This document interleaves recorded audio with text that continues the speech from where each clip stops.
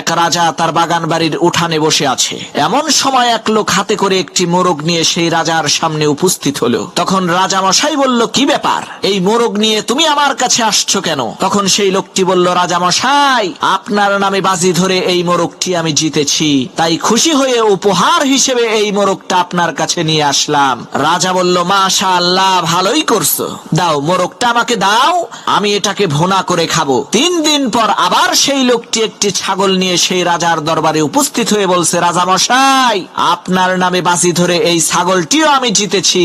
রাজা খুশি হয়ে বলল, ও আচ্ছা, তাই নাকি, দাও, আমি এটাকে কাবাব বানিয়ে খাবো। পরের দিন সেই লোকটি অন্য আরেকজন লোককে সাথে করে নিয়ে রাজার কাছে এসেছে। তখন রাজা মশাই তাকে বলল, কি ব্যাপার, আজকে কি তুমি আমার জন্য কিছুই নিয়ে আসনি?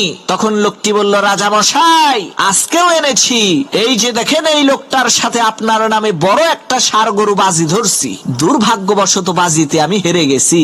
এখন এই লোকটি আপনার কাছে এসেছে তার ষাঁড় গরুটা নিতে, দয়া করে লোকটাকে বড় একটা ষাঁড় গরু দিয়ে দেন।